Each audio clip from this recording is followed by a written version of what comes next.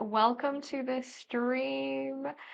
Today is International Women's Day, and we have a really exciting stream coming up featuring Western Wisteria, our Game Changers team, in their first playoff game in CLOL against the University of Massachusetts in a best of five.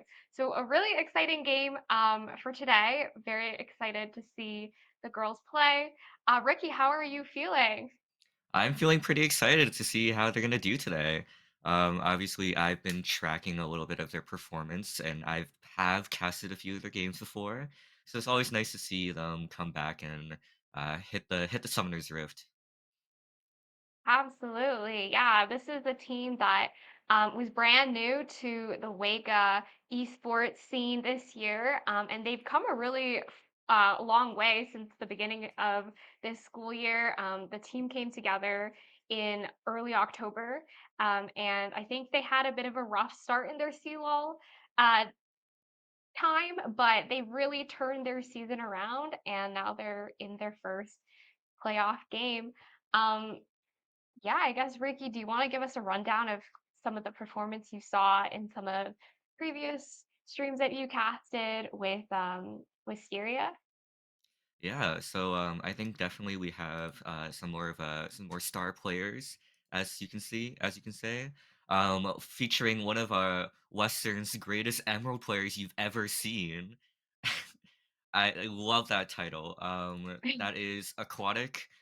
She has played on the Game Changers team in terms of like actually on stage for like Riot Games, and so she's gonna be playing today. She's gonna be in top lane.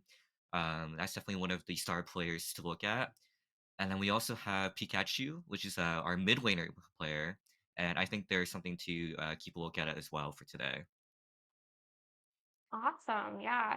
And I believe there's also the coaches subbing in today.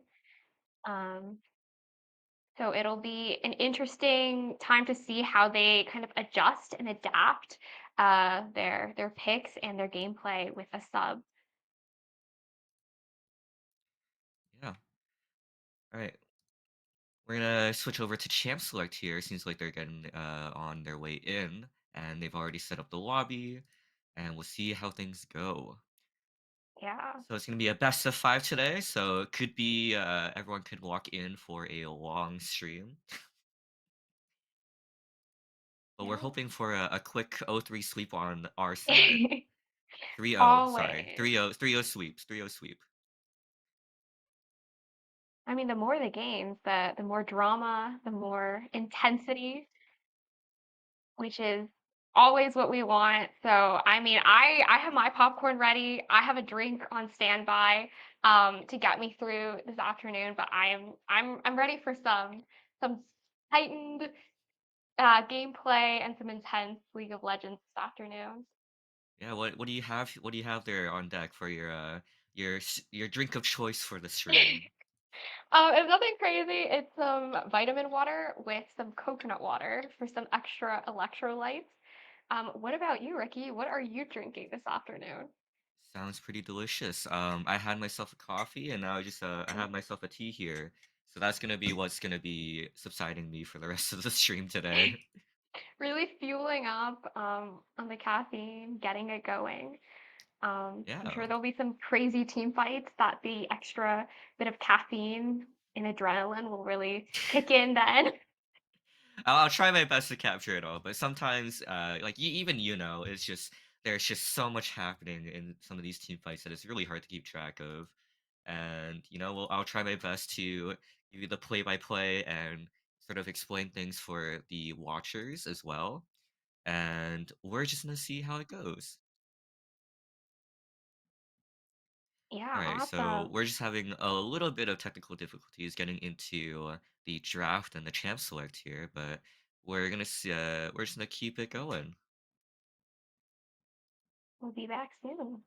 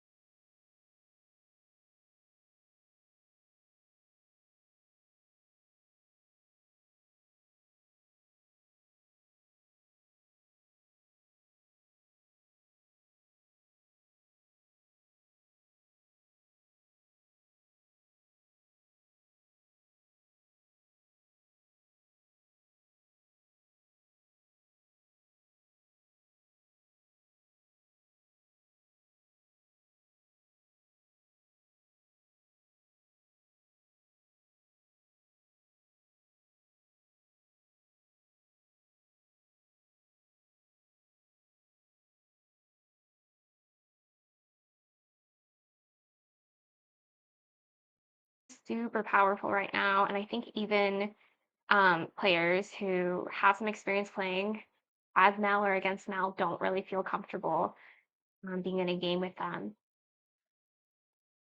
The last band comes out is Yumi. They're covering Yumi. Ah, Oh, okay. Quick switch into oh, Rel. Quick switch wow. into Rel. That one's a bit more expected in the competitive scene, but wouldn't have been surprised if there was a Yumi ban. An interesting pick given that Seraphine will likely go support and Sejuani is likely jungle. We'll see Wisteria pick up Misfortune, and we're gonna be saving the last pick between mid lane and support.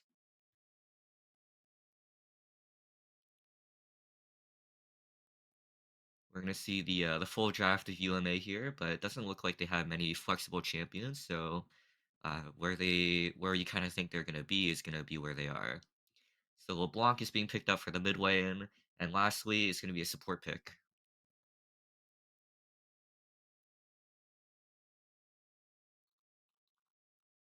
Curious to see what he'll pick with Zaya, given Rakan is already gone.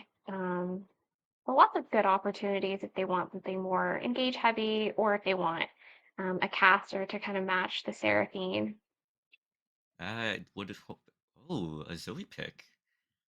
Oh, Oh, Oriana. Oriana. All right, Oriana That's support. A little bit interesting. unconventional, Yeah. but I that Could is something also be I mid, greatly possibly. support. Yeah, it could be a low block support. They could be funky like that, but Oriana usually has a little bit more utility and doesn't Hmm. rely on being as ahead to really work off.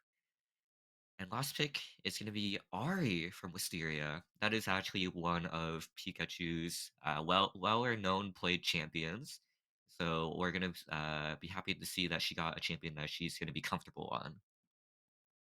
Absolutely. I think the bot lane synergy from Wisteria with the Seraphine and the Misfortune, that's obviously going to be super strong.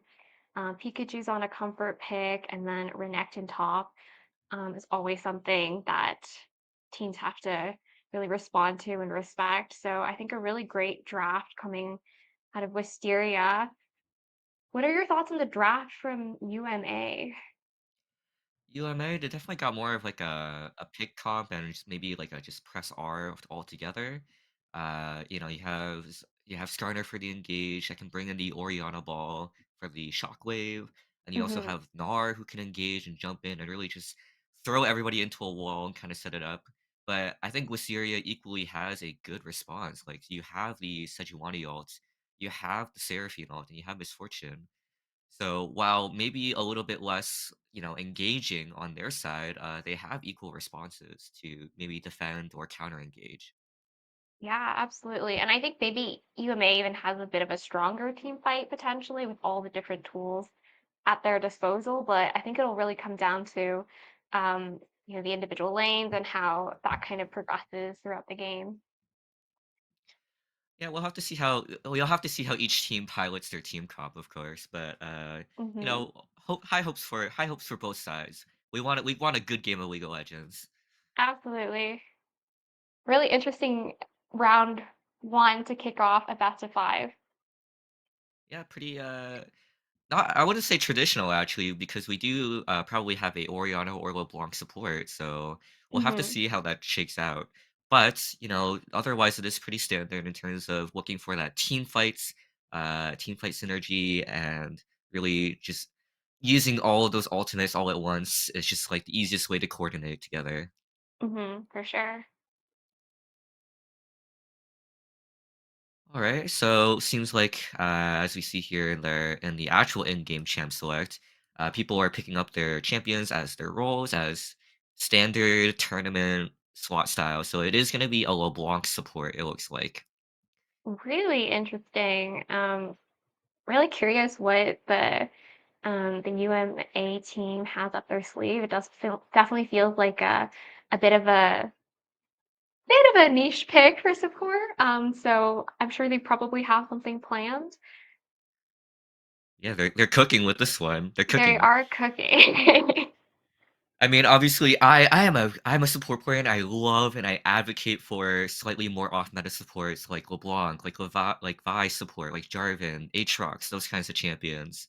Mhm. And I'm really excited to see that like these kinds of picks are really starting to come out a bit more in like a more competitive style. And I just wish that in my time during competitive that they would have let me pick something like that. Yeah, I mean, LeBlanc definitely, spices up the the game, but I definitely do wonder how much synergy that has with Zaya. I think were a lot of support options open for UMA if they wanted to go something a little bit more traditional, either on the engage side or the caster side.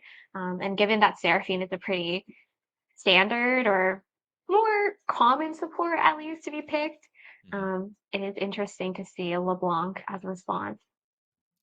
Yeah, like I'm surprised there wasn't a the classic Nautilus in competitive Exactly, League of yeah. Legends. Yeah.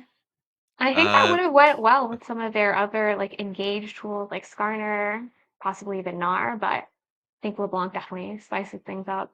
Absolutely. Why not let the players have a little bit more fun? But obviously Exactly. support LeBlanc. She has her utility. She has a root. She has dashes to set up vision really safely. She has a bit of burst damage if she can get ahead. So she there don't count her out just yet. Don't count her out just yet. Absolutely not. All right, and so we're just gonna be waiting on that 2 minute more spectator delay, and we're just gonna come back in when we actually have the game set up.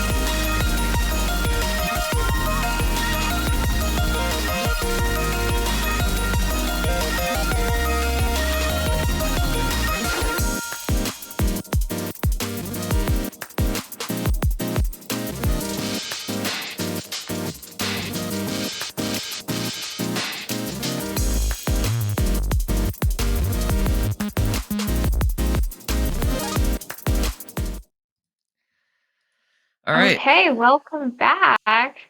We are 4 kills in already. Oh my goodness. Yeah, it seems like a lot has happened between a little bit of our technical difficulties and getting into spectating. But yeah, it looks like 2 kills are for both teams, so a little bit trading back and forth has happened. We're just gonna Yeah, see, hopefully, where those kills went to. that's a great question. Um, oh, possibly another kill happening in the bot lane. Seems like LeBlanc's got her passive was proc creating the illusion, but she's still pretty safe. She can hop back to her distortion anytime she wants. So never Hmm. really in any danger there.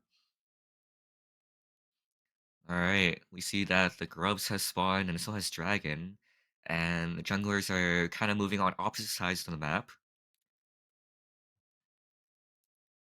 Very nice. The gold is pretty even right now, so it seems like both teams are keeping pace. Oriana defending herself off of a gank. She is level 6. She does have her ultimate available, and we see that Ari is still level 5, so not a whole lot to be done there, but Wisteria is moving to capture together the Rift, or the Grubbies. Robbie also working towards feats of warfare. One of the big incentives of getting some early jungle objectives now. Yeah, well, neither team has claimed the first 3 kills yet, so we'll have to see who that goes to. It could go to either side. One more mistake from either team, and it gets claimed. Right, we see that Hmm. Seraphine coming in here trying to boost in some Sejuani. Charm does land on the Orianna, but LeBlanc Oh, is here to follow up. Shockwave comes down, is able to pick off the Seraphine, is able to trade back on their tower, but Ari does get hit by the last tower shot. It's going to be a 2-for-1 for the side of UMA. Forces a flash from the Sejuani to dodge the Skarner as he comes in for a counter gank as well. Not great, as Seraphine did die first, so UMA is going to be the one to get the feats of warfare and the first pip of 3 to getting the boots. Right. Renekton is going to be able to push out Gnar a little bit into the top lane, forcing a little bit of a retreat and some good lane control for the side of Aquatic. It's a shame we couldn't see what happened earlier because I was really interested in seeing how the new change has come out when it comes to the lane swapping, and a good flash oh. from Misfortune Forward does shut down the LeBlanc, but is able has to force a trade 1-for-1. Well, I guess that does kind of indicate to us that LeBlanc must have had a kill sometime in the early game that we might have missed for that shutdown to happen. Yeah, it's, if LeBlanc started her chains, it is a deceptively strong tool for invades. And once again, I'm really happy to see a little bit more of a off meta and unusual picks. Linda is Pikachu is gonna get hit by the ethereal chains here, gonna get CC Oh, chained into a kill. And that roam potential from LeBlanc, right? Once again, is something that is a bit more unique to this character only. Being able to jump over a wall immediately into a chain, and if you don't have flash, well, it's gonna be a double chain CC. absolutely. And I think, as you said, the LeBlanc chain is one of the harder CC tools for someone to dodge. I think a lot of times, if you're not expecting it, it can be really, really oppressive to lane against or to protect yourself against a gank. Yeah, the hardest part is just landing it, but like as long as you can stay in range and the tether hits, it's a guaranteed route. See a little Absolutely, bit of yeah. some map pressure from the Skarner on top side. Was looking for a gank, but Aquatic was not in a position that they could really engage into, and just trying to see some video set up down here in the bot side. No objectives coming right now, so neither team really has cover. Renekton coming in is able to get the double dash Very into good the gank stun, into top. the arcs for Sejuani. Have an art of flash before Sejuani can use her E to stun on top of it. LeBlanc going in for a double dash into some great big bursts onto the Seraphine, forcing her out with the Xayah QE. And Seraphine just has to take a reset. It's a little bit too dangerous to be sticking around bot lane with that low HP with a LeBlanc around, and it's gonna force Miss Fortune to defend under tower. Orianna Misfortune is is a coming around very the safe backside, champion. is gonna be coming looking for a Oh, dive. Too spicy for you, has to drop can the he fend it ultimate, off? does drop 2 ultimates on the side of UMA. Forcing the Xyl and forcing the command shockwave from the Orianna ult. It is gonna be a successful dive, but it is gonna be 2 crucial ultimates used. That was really unfortunate for Wisteria's bot side. I think Seraphine having to back and also only being level 5 allows UMA to put a lot of pressure on the Misfortune. We do see a little bit of a sneaky play coming from Wisteria. Is able to drop a charm onto the Sarner, forces a flash out, but he's a little bit too tanky. Looking for a re-engage with the E, Oh, finds the Seraphine, finds the Impale onto one, drags right into a Gnar, is gonna fall, but forces the Ahri ult, forces the Spirit Rush out. Sejuani also drops the Glacial Prison, just trying to get out with her own life. LeBlanc comes in with the change, with the Q, is gonna be a kill under the tower, and not even putting herself in danger. Renekton looking for a dive on top lane by herself. Doesn't quite get it. Is gonna have to go for a proxy, but it's gonna be in a little bit of danger as Skarner is topside, and she doesn't have any support when it comes around. LeBlanc coming in as well. Just have to see on the map what happens, but currently in the mid lane, some good trade is happening. Renekton is spotted out, trying to execute, but it doesn't look like they're gonna be able to get away from much. Skarner comes in, is able to find a little bit more poke, but LeBlanc might just be Blanc might just have to find it and capture it up. Forces the flash, the chains comes down, and oh, the electrocute picks up the kill. Auto was in a really deep position into the enemy jungle there. I think that was a one-way mission. It was going to be a one-way mission, but sometimes you just have to go for those plays and see what you can make happen. Bot lane was not able to make Absolutely. much out of the pressure that was gained from that. Looking for a little bit of poke. The drag is up, so Skarner is hovering bot side, so might see some action there soon.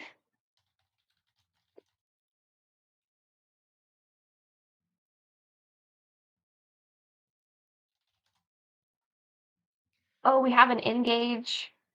Seraphine ult goes down. Misfortune ult goes down. Trying to pair it and combo together, but just doesn't quite find enough damage to find it last. But Xayah does misstep just a little bit too far and takes 2 tower shots.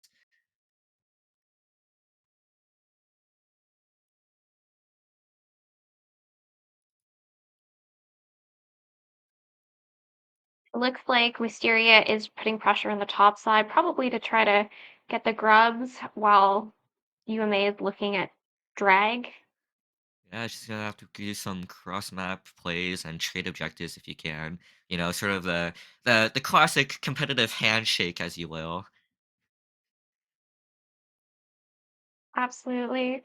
But Nar Nar is is gonna looking to be put some looking to see if he can pressure. pressure, but with a little hop, skip, and jump and over a wall, and he's out of there. Misfortune is trying to step up, And does see Skarner take the dragon, but has to back away, trying to defend that pink ward with your life. As a support player, I vision get is it. crucial. Yeah. I get Looks it like as a another support dive. player. It could be another dive happening onto Too Spicy for you from the side of ooh, UMA does have to trade one Oh, for yes. one, is able to drop the E, does take 2 shower shots, he's super Pikachu low, is Spirit here to Rush clean comes in, up. Ahri comes in to clean up. It's a little bit of a disaster. Chain CC comes out, Orianna is nearby to help the starter. Starter does get the double impale into the shockwave, into the kill on Seraphine. Are they going to continue to dive and look for the Ahri? The wave is about to disappear. Forces a flash from the Ahri. Forces flash come back in. Scorch picks up the kill from the Orianna. It's going to be a total of 3 for 2. This is A a good very dive. messy game. A really A messy lot of dive. fighting. Yeah. But I love to see the actions. LeBlanc is going to walk into a Renekton, into a bush, into Chain CC from the Sejuani that was over the wall, but not quite able to catch her. She's a little too slippery. Misfortune comes down in the bot lane onto an Orianna who's might be overextending. Misfortune comes in with the chase with the strut, but the slow from Dissonance is just too much, not able to catch her. She's going to try and loop around on Vision, but she is spotted out. drops the E, make it rain. Orianna is running out of mana. Sejuani popping in over the mid lane. Then, sometimes nothing happens. Yeah.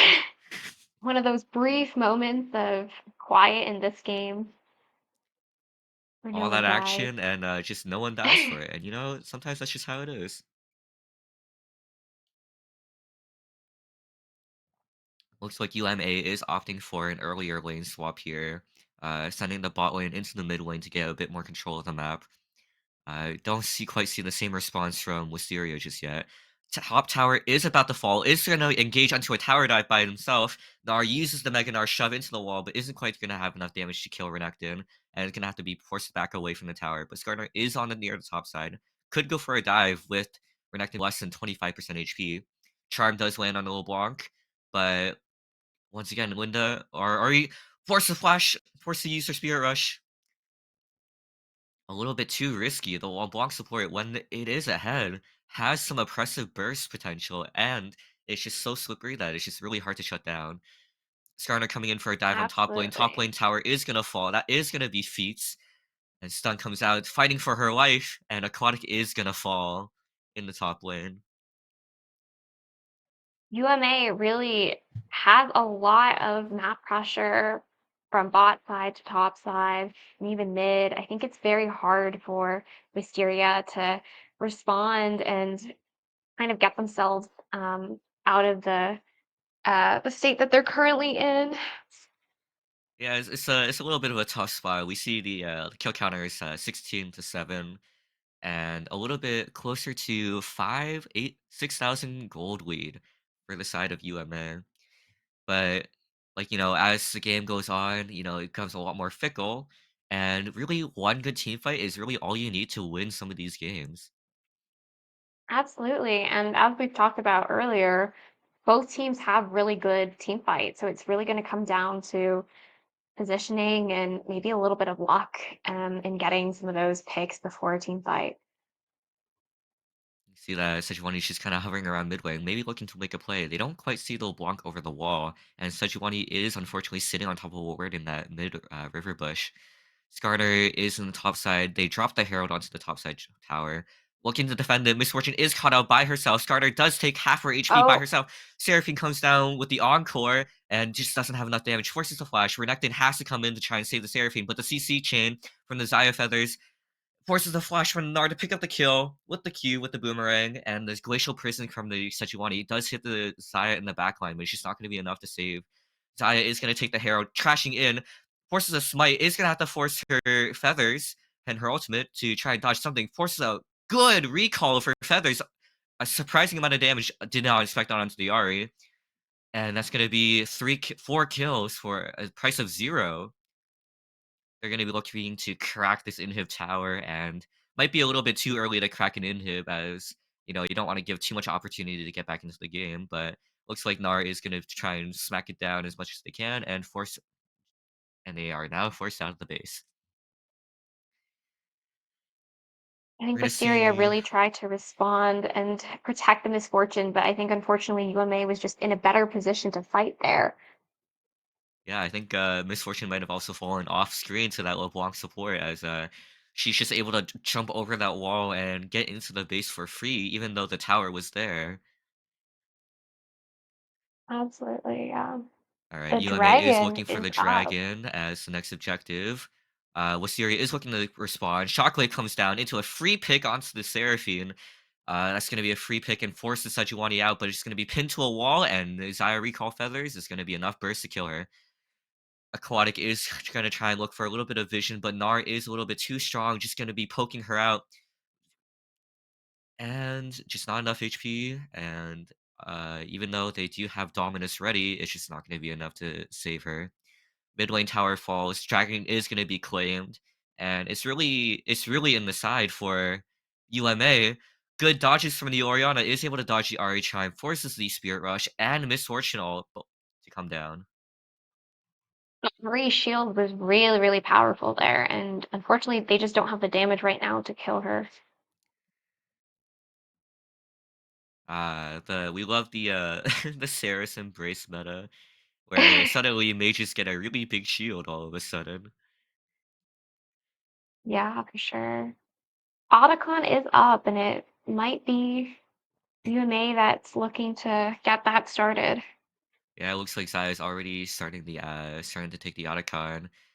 Bot side is, that's where Otacon decided to spawn. There must have been a lot of action down there in the early game. Yeah, for sure. I think All right. unfortunately Ooh, Seraphine is gonna oh, get picked out again. With the double dash from LeBlanc having enough bursts and just an RQ just picking up just a tiny little bit of damage. Unfortunately, her ultimate in response is just not gonna be enough to disengage that. Otacon is gonna be claimed by UMA. It was a ruinous Otacon, so it's the permanent buff for the game and a bunch of little flowers.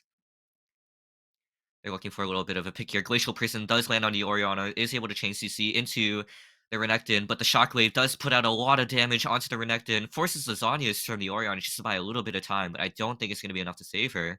The dissonance and the damage, hold on, the slow is able to pick up oh, a kill, oh at my least one for one. goodness. Aquatic is a little too low to finish the kill. It's going to be a 2v1 on the side of UMA, and standby on Orianna is an excellent pilot.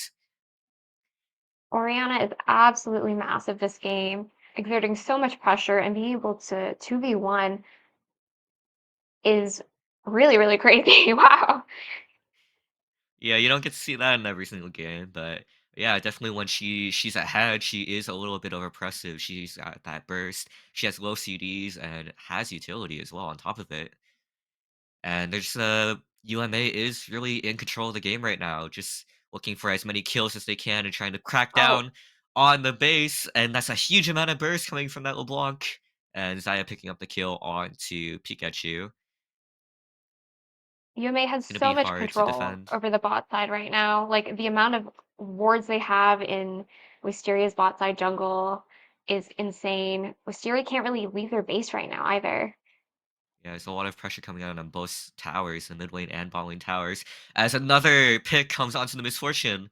This command shockwave does catch Renekton into a kill by Skarner, and the Seraphine ult is going to go a little bit wide. Seraphine is going to go down to Zaya as they pull past the towers into the base.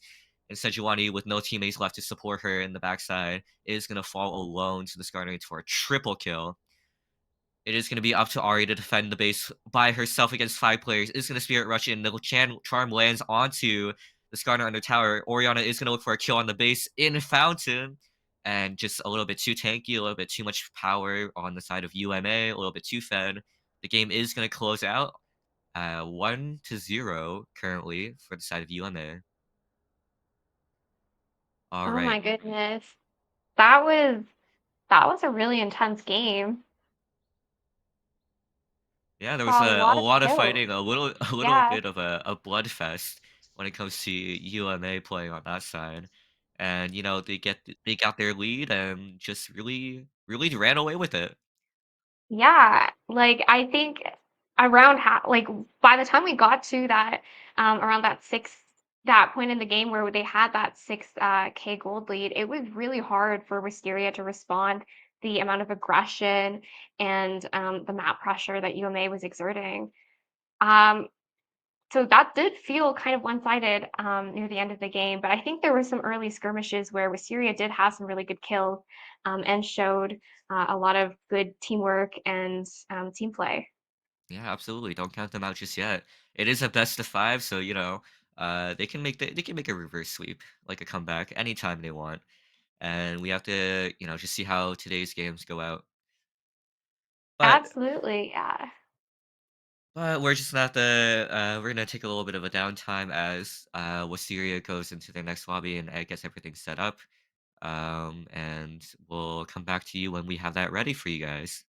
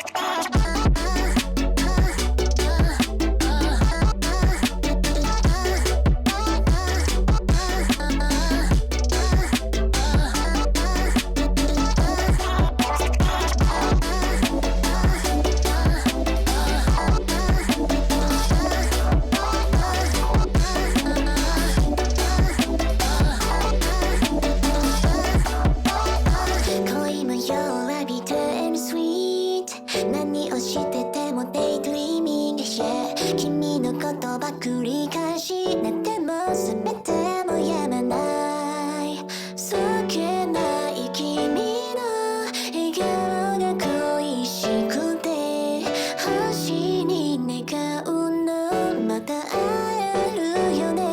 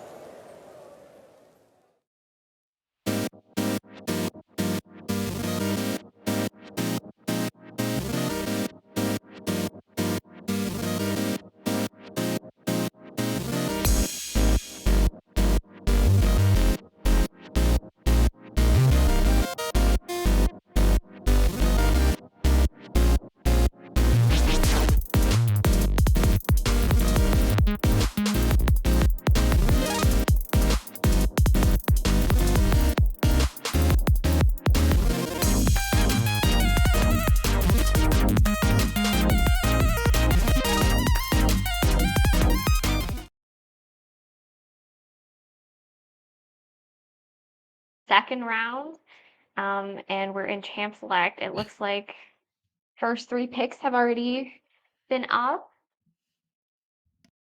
We got an Yeah. Amumu, Zaya, and Ari on Wisteria, and Corky, Darius, Hylas, and Galio from UMA. Next pick comes out is Leona. And when it comes to looking at the bans, it looks like both teams sort of opted to ban champions that were played last game. Like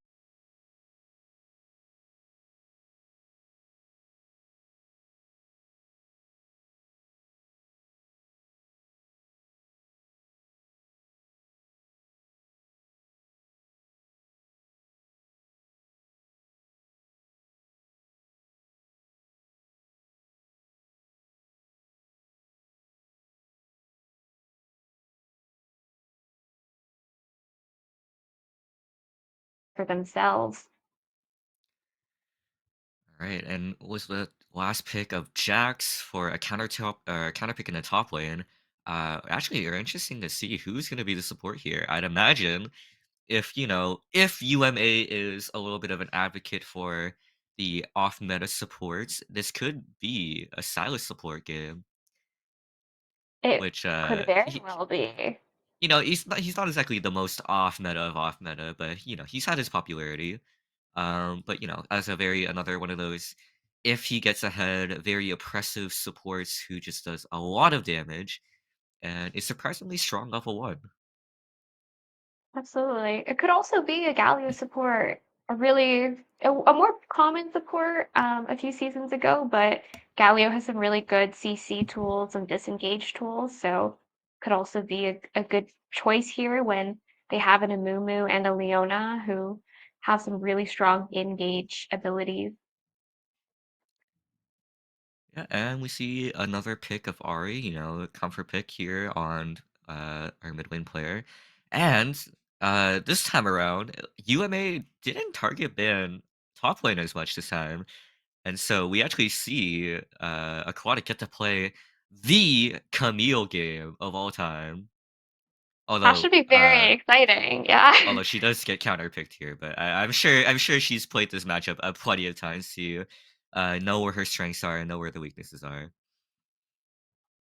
Yeah, I think all the 5 lanes will be really, really interesting to watch. A lot of strong champions and really switching things up from the last game.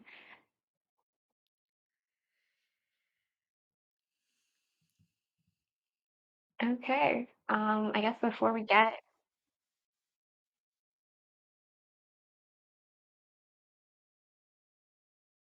The in-game champ select here and actually see our players pick out their champs and where they're gonna go to.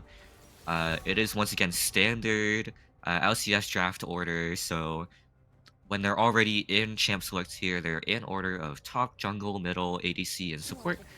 So we actually see that the Silas was picked in the third round here by the mid lane player, so it is going to be a Galio support with Corki. That very is gonna interesting. be that's gonna be a tough bot win for both sides. Leona is CC heavy and a tank, but we are not sure if that could survive the prime fire focus of Galio and Corki. For sure. But Zaya is also really, really powerful right now in the current meta, as we saw last game. So something that UMA will definitely have to contend with. Yeah, she's also a lot more safer than Misfortune. So when it comes to those tower dives that we saw a couple of times in the last game, when she has her Feather Storm up, she has her invulnerability spell. It is gonna buy her some time and also set up the feathers that might give her a route. And if she has flash, she just might be able to turn it around under tower. Yeah. So I think we're really seeing from both teams is some changes to their draft, trying to learn and adapt to what they're seeing come out of their opponent. So it should gear up to be a really exciting and dynamic best of 5 game today. Yeah, and I'm hoping to see all the like, we have a Darius jungle, which is also a little unusual.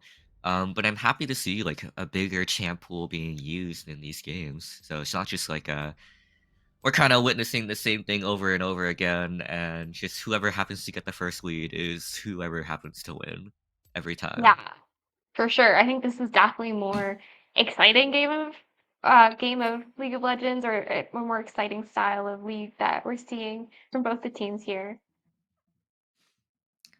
All right. Hopefully, when we get into the game, we actually get to see a little bit more of the early game happen. Because I'm really interested in seeing how the new change that was just added in when it comes to lane swap detection. That's a hot topic right now. Absolutely. Yeah, and I think what we saw last game was that a lot of the game was decided in that early game and who got those kills and where that gold ended up. So hopefully we'll get to see in more detail what actually pans out. Yeah, and see how like I think the new change only lasts until 3 minutes and 30 seconds. But apparently, that was enough to get people riled up. And just like the feats of strength, when something's new added to the game, the The everybody goes League a of little Legends crazy. community always has an opinion, no matter what the changes are. Yeah, I haven't played a whole lot recently, so I can't tell you exactly from personal experience how it feels. But it is definitely an interesting change to have been made. I think it definitely has an impact, especially at the more competitive levels where you're playing more as a team compared to solo queue or draft where you're just playing for fun. Yeah. But this is the competitive scene that we're watching. So, while maybe we don't see, right away start of game lane swaps from either of our teams here, but I'd imagine even when it comes to like early game roaming, right? Early game roaming is going to be like hit, and you can't just go from roam from bot lane to mid lane on level 2 or level 3 anymore, because then you're just going to really be hindering your own team in a way that it's not good. Yeah, absolutely. And I'm sure both teams coming into CLOL playoffs, I bet this definitely impacted their preparation and their strategy for the early game and how they want to approach it. Maybe even impacting how they chose to pick or ban some of those champs that we saw. So I think those small changes definitely have a really big impact at the more competitive level for both the preparation and what the end game looks like. All right, it looks like our spectator delay is just starting, so we're actually going to be loading into a game here. In terms of skin to win, it definitely looks like Wisteria is winning on that front. We I have the love Arcana the lineup. colors. Oh, Yeah. I love the red, the gold. they really coordinated that one. They really popped off with that Yeah, one. absolutely. You know what? And that's a win in our books. That's a win in our books. A win is a win, for A win sure. is a win. A win is a win.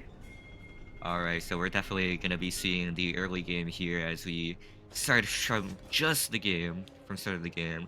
We see both teams kind of looking two standard maneuvers. We have the 5 point spread out, and also uh, UMA is gonna look for an invade here. Once again, Oh, Silas is going to be super strong level 1 with the engage ease over the wall, looking for somebody, a target to chain. Doesn't find the Zaya, but definitely got swatted out as he threw out the chains. So Wisteria should know that they are around. And even doing so, they're looking for the top side vision, trading it back. Camille and Amumu get some vision in the top side and have to kind of walk away as UMA is going to respond back and clear out their own jungle. Pikachu throwing out a little bit of a Q. grouping. A little bit. Oh, The Silo Chain does hit, forces a flash from Galio too, trying to get that taunt. But flash from Ari is going to keep her safe, but that's going to be a critical spell in this lane as Silas, now knowing that they don't have flash, is going to be a lot more aggressive and can get a lot more kills. absolutely. And based off of how aggressive both teams were in the early game, last game, I think it's safe to say the flash is going to be really important for everyone here. Yeah, it looks like, Silas knows it and is able to eat in, gets the chains, gets those empowered auto attacks, and Ari is just so low already in the mid lane, already just a minute and 30 seconds into the game. Jax is using that counter-strike, good old ability, going on target, or dodging into a defensive stance for 2.5 seconds, blocking all auto attacks, and yep, that ability. Love to see it. 200 years. Alright, level 2s are up into the Galio, forcing an engage with the taunt and the hero's punch, and wasn't able to follow up with too much damage from Corki, but you know, a couple auto attacks here and there on the side might add up in the longer run. For sure. There were some deep wards dropped by both teams in the jungle. So in terms of jungle tracking, both teams should be well aware of where the enemy jungler is, which might impact some of the early ganks that we see coming up. Yeah, and it looks like both junglers are going to be opting to path towards the bot side here.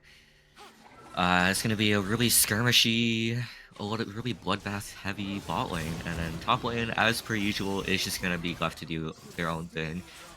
Camille does get a really nice dodge onto the counter-strike and is able to find a counter-engage with her hookshot after Jax uses everything on her own. Absolutely. Silas is going to look forward to go onto the Ahri, knowing that she doesn't have flash, but isn't quite able to find the chain to land. But the amount of pressure that just not having flash is going to have in that lane is going to be pretty immense. I'm sure.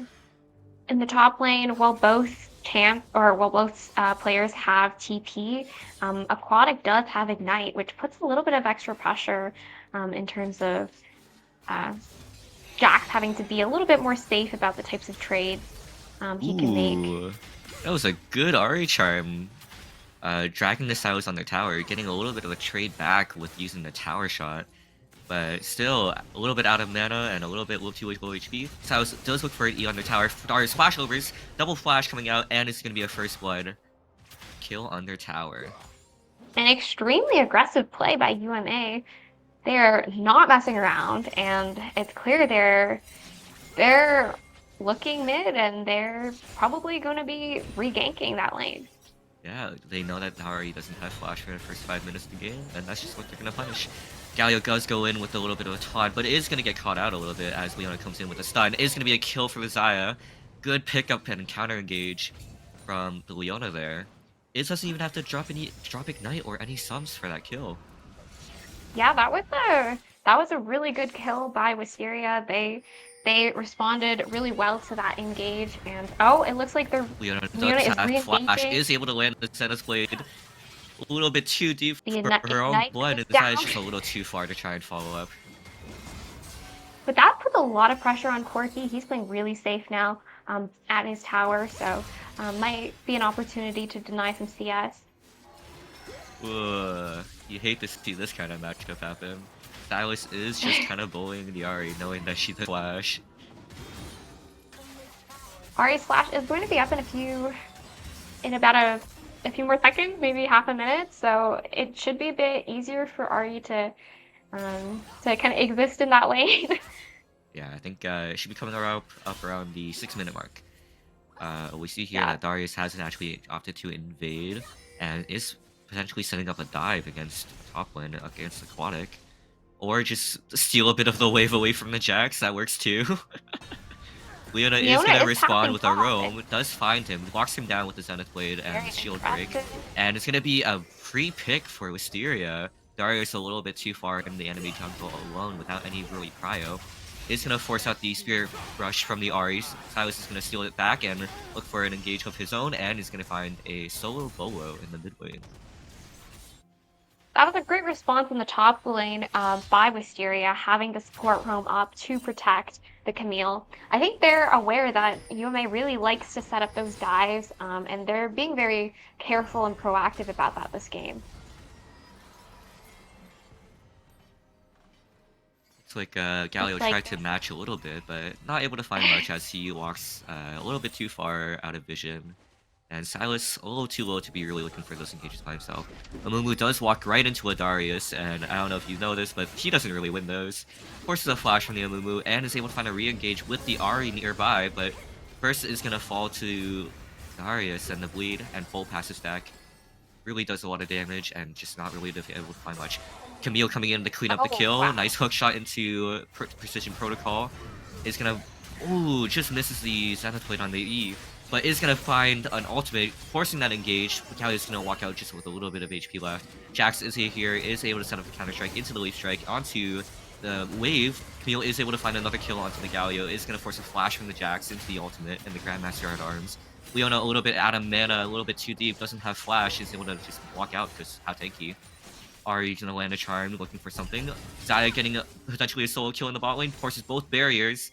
She does have flash though. I don't know if Corki knows this. Xayah does get level 6, forces the flash forward with the Feather Storm. Wow. And with the double daggers, with the recall, it's gonna be a 1-for-1 for both teams. Thumbs are used by both ADCs, but that was a really interesting 1v1 in bot A lane. beautiful CC change coming from Wisteria, but it's gonna be a 1-for-1 kill as Silas steals the Amumu and uses it to kill the Ari.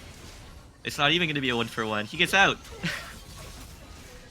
Aquatic is here though, but Galio is also here. Leona's hovering. Again, a lot happening, and at just 8 minutes into the game, we already have 11 kills. Yeah, and it's gonna be, we're showing a lot of roaming from Aquatic today too, in this game, which is, you know, not usually something that you see a lot in terms of top lane experience of, you know, being that island where nothing ever happens, and then you get zoned off from the way for 3 years. For sure, top can be very lonely, but I think as we saw last game, UMA really does play well together as a team, and I think Wisteria is trying to respond to that by being proactive and having those roams come from top. Yeah, and I think Wisteria is also trying to do better in acting and roaming together and playing together as a team more too. And we'll just see, maybe the first game was just a bit of a hiccup, you know, a warm-up. Absolutely. We're gonna see bot lane being pushed in a little bit. They might set up look for an engage here by the Leona. Silas played in, but guy is not quite in a position to also respond with that. Silas is here in the bot lane. Doesn't look like it was warded. Finds the Leona and gets a good burst, and that's a good tower dive from UMA. Ari Charm is gonna land as Silas walks through the tri-bush, but forces the Spirit Rush. He has Leona ult still. So that's gonna be a little bit scary knowing that Ari just used her ultimate and doesn't have flash, and Silas has Leona ult. They might potentially look for a dive here on the solo ADC here. They hope they lead. They timed it right. Xayah pulls the feathers back, finds a kill on the Galio, and it's gonna be a tragic dive from UMA as Corki does get hit by the bandage toss, and Xayah doesn't even have to use ult. Just barely living with 1 HP. Fantastic. Darius drag doing is up sin in the- a bush. Amumu walks into him once again. Has to be forced to walk away. Forces an ult drop. Curse of the Sad Mummy. Leona has to come in, but the Darius splash comes in. Leona drops. Silas drops the Leona ult, and the ignite is not going to be enough to get a kill here. Darius walks away with just a little bit of HP. Right into the Leona E though. It's going to be a 1-for-1. A lot of fighting around the 2-for-1. dragon. A lot of fighting around the dragon. Silas does find the chain E, but the burst coming back from Ari, denying a little bit of that damage. It seems like after all that fighting, though, there's still no team that's really able to start the dragon at least. It's a very bloody game, and things keep changing. Yeah, it's just you know, when both junglers go down, both teams kind of like, you know, handshake. Yep, neither of us can really do this right now. For sure. To be looking at who has shutdowns here. Silas is 5-0 right now. Xayah is 3-1, has the Essence Reaver. It might be potentially a full item up, or at least a completed item on Corki. UMA is going to opt to go for the dragon as, you know, currently Wisteria doesn't have much prio in terms of lane. Silas is going to immediately TP in, steal Ari ult, and force Ari to use her own to kind of match the mobility. And forces a recall and kind of just makes it a safe lane and a safe time for him to roam. Silas has some really good ults to steal on from the Wisteria team. From the Mumu ult or the Leona ult or even the Xayah ult for safety. There's a lot of really good options that Silas can really make use of. Yeah, it's actually really true. They got a lot going on. Xayah is able to find the feathers and pull back onto a stun and root on the Corki, but With the grand entrance coming in from the hero's entrance from Galio, she's going to be a little bit of a disengage and not quite able to find the damage to kill Quirky. It looks like they are trying to continue that push and maybe potentially look for a dive as Silas and Ari are coming both down. Looks like, at least on the map, Darius is getting a little bit caught out here by himself. Is going to drop and neither ultimate has to be used. A little bit of an unfortunate walk and positioning from the Darius. Is able to Silas is gonna find a good entrance here with the Ari and his own E, and it's gonna look for a little bit of damage. Barrier comes out, Gumso with a little bit of a bait, forces the flash from the Silas, and with the reset is able to kill the Leona too. Alright, Silas is a little bit scary, a little bit fed. It's gonna be definitely a hard thing to control this game. So we're gonna have to see how Wisteria is able to play around it. For sure. Silas is absolutely huge right now.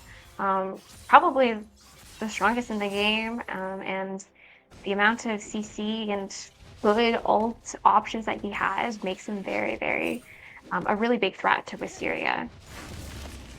Alright, Wisteria does at least trade back a little bit the objectives, so they trade the dragons for the next set of void grubs. And now, no objectives are really coming up for the time being, so neither team has really any reason to fight. Silas is going to look for an engage, and Galio does E in. Camille, looking for a little bit of her own fight in the top lane, is able to bully out the Jax a little bit once she has an item. But does she know that the Darius is coming in? Has to completely kill the Jax as he tries to splash away from the Hexic ultimatum. Is able to get the hookshot on the wall. Here. Is able to walk the Camille out. Darius is a little bit fast, making use of the bush speed, is able to find the hook, but is not able to find the damage. Amumu does go in with the Chopsy ult and the Curse of the Sand Mummy, but it's just going to be caught out, kind of trying to escort the top laner out. Wow, Zaya finds her own 1v1 in the bot lane. When Ari comes in, when it comes over, Spirit Rush is able to she's trying to finish off the kill on the Darius, is able to find the last auto attack. Camille jumps in a little bit apprehensively. Gets immediately shut down by the Silas stealing Leona ult. It's gonna have to be see if they can shut down the Silas here. Forces a flash. Jax does have TP. Counter-Strike does fall and get the Leona. And wow, even though there's nothing on the map, there's still a lot of fighting. It's just what happens when the teams just wanna duel it out, you know? Absolutely, but it makes for some really exciting League of Legends. It is fun. This is the type of League of Legends that is fun to watch. It looks like we're gonna have a lethality Darius as he's picked up a Yomu's Ghostblade as his first item. Tower is gonna fall, and I think first turret to UMA. That's gonna be Feats. Could very well be.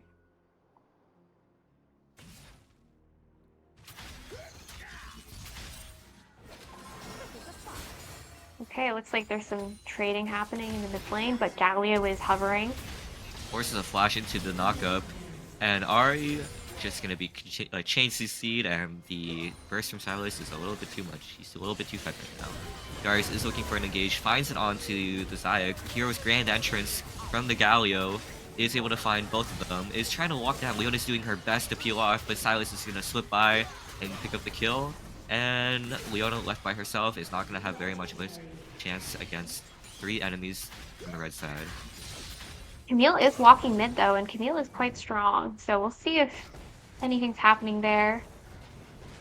Yeah, we're gonna have to play around the top side of Camille, but you know, she does kind of do her best job alone and looking for picks on her own and split pushing. So it's gonna be a little bit hard to really capitalize as a team on that. For sure. There is a little bit of a gold lead now, around 4K-ish towards the side of UMA, but still, game is really, could be anyone's game at this point. It's still very early on. Alright, we're gonna see both teams kind of doing the same thing again, handshaking objectives. You know, one gets the top side objective, one gets the bot side objective. It's gonna be the second dragon for UMA, and it's gonna be Herald for Western Wisteria. It's gonna be a bit of an ocean map change, but let's be honest, the changing of the map doesn't really play too much of a big role anymore.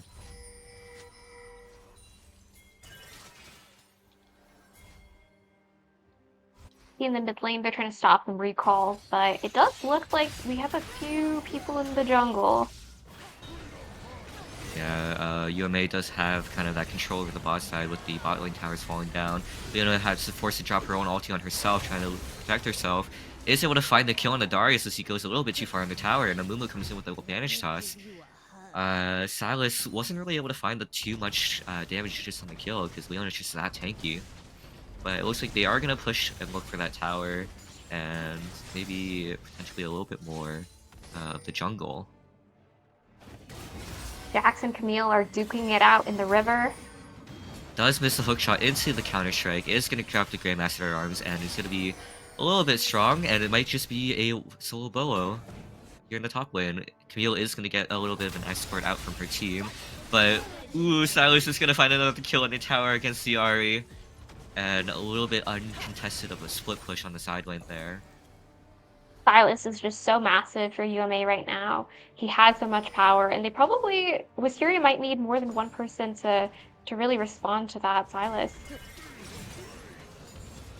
We have a TP coming in from UMA as Silas comes into the mid lane to siege the turret. Still holding onto that Ariel somehow. I could have sworn he had used it, but I guess not. That's going to be another really powerful tool for him to just hold on to as he looks for an engage. UMA is looking to this top side, looking for the Camille, as not really able to find an opportunity, as Wisteria is trying to answer back and can take control of their own jungle, but they don't know that they're hiding in that tri-bush right there. So maybe they'll see as they walk together, and big fight breaks out. Hextech ultimatum does come out. Here's grand entrance from the Galio, is able to get cancelled by the Mumo, actually. A lot of fighting back and forth. Silas is trying to get to the back line here. Galio is going to fall to the Xayah recall feathers. And Silas does get stunned by the Leona just out of range of the Xayah. And with the last little hit from Darius, might just bleed out on the Ahri. It's going to be an ace from UMA. Wow. That was a really long team fight with a lot of ults being used, a lot of summoner spells being used. But at the end of the day, the fight does go to UMA. Yeah, it was a bit messy, really messy in terms of like where all the players were. There was a little bit of perhaps a miscommunication from the front line trying to get to the kill and the shutdown on the Silas in the back, but then they just got collapsed from the rest of UMA. Not really any good shutdowns that were got. Silas wasn't killed, Corki wasn't killed. The only people to fall that team fight from UMA was the Jax and Galio. Leona a little bit caught out by herself here, trying to just get some vision for her team. Galio's gonna Justice Punch in and get the taunt down. Corki's gonna fly in with Valkyrie and just pelt away with those bombs. Is gonna pick up the kill. Galio's gonna tank the charm. And it looks like Wisteria is gonna try and answer with a pick of their own on the Jax. Is getting able to leap strike over to a ward over the wall and kind of just walk out from there. Otacon is going to get started by UMA, making use of that vision, seeing the Wisteria jungler in the bot side. Yeah, they're just gonna try and have to do some cross-map plays here, just try and get those bot lane towers and push out as much as they can, because they really can't do much here in the top side. They've already established dominance, they've already established vision, and they're already doing Otacon, so that they have to do their best to just try and get what they can elsewhere. They do claim a tower bounty in the bot side here with the use of Herald, and Silas is going to try and look down, is able to land the E onto Amumu. Jax is going to counter strike, follow up with the stun, and Amumu is going to fall from a little bit too much damage and not having, really any abilities to use for himself there. Not able to find the Camille as a fellow partner in the bot lane, but one good pick on the jungler, and, opens up some opportunities and jungle space. And we see Drag is coming up in just a few seconds here for the side of UMA. This would be their third drag if they're able to pick that up. So a little bit of pressure for Wisteria to respond here. Like Camille might be getting that silent fight that she really likes. Is able to find the Hexagon Coordinatum, trap the Jax into the 1v1. Is able to find that Precision Protocol, true damage. Galio ult is down. Galio ult tried to save the Jax. Darius is coming in to try and get a pick. Beautiful hook shot to try and juke away from the team. right past the Galio. Isn't going to get interrupted. Find the tactical sweep to make it slow, but it's going to get smited. And Darius does have Dead Man's Plate with the W. Try to buffer that taunt. And the CC is just going to be a little bit too much. And Camille is going to fall into a pick. And that's going to be Dragon for UMA because that is currently Wisteria's strongest player. But Silas is getting CC chained by Yamumu, Leona, and Xayah. It's going to be a free shutdown. Maybe they do have a fighting chance. Another Xayah recall feathers onto the Corki. Forces the barrier and the flash. But it's not going to Xayah get a lives pick. with just 1 HP. Oh my goodness. It is going to be 2 very big kills for Western Wisteria here, but with the Xayah a little bit too low to really try and contest, and Ari in the top lane, they kind of do have to give up the Dragon. But it does give them some breathing room and some shutdown money. For sure. I think even though Camille died in the bot lane there, the fact that she was able to survive for so long and really wasting the Darius's time meant that the team could make plays on other parts of the map. Yeah, it's it was a good death as they call it. Not to mention the fact that she did trade 1-for-1 with the Jax earlier too, so it's not even like she got picked off for Absolutely. nothing. Absolutely. Alright, we see kind of both teams resetting here, looking to spend their money and look for a good fight as Baron comes up in 2 minutes here. So looking to set up vision, looking to set up some kind of presence and get their lanes in the correct assignment. UMA has a lot of vision along the river, whereas I think Wisteria doesn't have as much vision on the map, so it can definitely be a bit spooky just walking into certain parts of the jungle. Camille using that tactical sweep to try and sweep the bushes. Ace would have find a Galio by himself, but can't really engage with too much vision across the map as they don't really know where anyone is just yet. Darius Galio and is Jax also walking so together in the top tanky. lane. Leona looking to get a little bit of vision peeking up around the Baron. It looks like the Camille is being sent to match the Silas. It does make sense in my eyes. These two are going to have a much harder time killing each other. For sure. Especially as they're both kind of the main fed ones on each team. Wisteria is going to find themselves in a little bit of a pickle as Ari has to force the ult away, but the Amumu does drop an ult to get a good counter engage onto the Jax and the Darius. Hero's entrance from Galio is not going to be finding much, except for actually a pick on the Amumu here. Forces a flash out, forces a response flash from Darius, is able to get the final stack and kill. TP from Aquatic is able to find the Corki in the backline using the Hextech Ultimatum. Is going to get another kill and another shutdown onto her on the Darius, but the backline is going to fall a little bit here to the Fed. Silas has Ari ult, but might not have the abilities and the damage to really kill Aquatic here. And maybe they get a good shutdown. E does land, the damage comes out, the shield passive and the hook shot, but it's just going to find the Leona here instead. Silas's Ari ult does run out just in time and doesn't get the reset that came from killing Leona here. So Aquatic kind of does just get out of here scot-free at the cost of the support. A lot of tools were used there. The Silas TP, the Camille TP, the Ignite was used. Lots of flashes were traded. So that was a pretty big fight for not a lot to gain on the map. Yeah, but it's just like, remember, it's just it makes the next fight a little bit harder when they don't have these possible big engage opportunities, right? Like Amumu uses flash, and so did Xayah and Leona, and so it's gonna be a little bit harder for them to get away for the next time, especially when Baron is gonna be the next fight that they're gonna be going over. Camille is gonna get caught out here a little bit. Silas does find a blind E over the wall, and is gonna have to steal the Hextech Ultimatum, trap the Camille in her own ult, and the team's gonna follow up and kind of find 2 other people trying to support the Camille getting picked off, and it's just gonna be a 3-for-0. The whole team's together, and it's gonna be a Baron for UMA. Get Baron for that, for sure. I think this is becoming a bit of a tough position for Wisteria. The gold lead's grown to about 5k. Oh, we have another fight here. He's able to find a little bit of a CC chain on the Jax, but he's going to turn around with the counter strike. But Ari does have ulti, he's just able to reposition out of it. It is going to be a little bit of a pick off of a trade as they secure the Baron, but that just might be worth it for UMA. Just ensuring that Wisteria literally has no one nearby in the top side, and Baron is a free objective and no worries about 50-50ing a smite randomly over the wall. for sure. Silas is gonna steal a Mumu ult ahead of time here. It's gonna be a very big, powerful ult here as, Silas has his own engage, his own dash, but he also has flash here. And we're gearing up for the Ocean Drake fight. This will be Seoul for UMA, so a lot of pressure for Wisteria to respond. Yeah, they're really gonna have to, you know, this might be the game-defining fight here as who gets on top here. Not just because Dragon's still here, but I think at this point in the game, with Baron buff available, it's just whoever gets first team wipe here is going to be able to claim a bunch of towers and maybe possibly even end the game. Saus is able to find an engage here, forces Leona to drop her ultimate super defensively, but it's just going to keep chasing with those low cooldowns. Ari is able to over the wall, but does at least take the Amumu ult solo. Is going to find another engaged Amumu ult from our side. Immediately gets dropped, but it's just too many members from UMA here.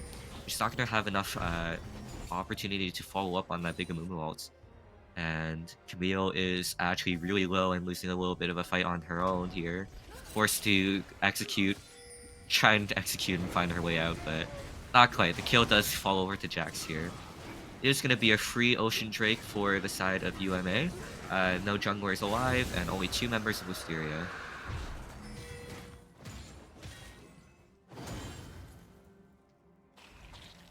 I think this UMA is putting a ton of pressure on the map for Wisteria. They have the tempo right now. They have most of their lanes pushing. They have that Baron buff, so they're in a really, really strong position.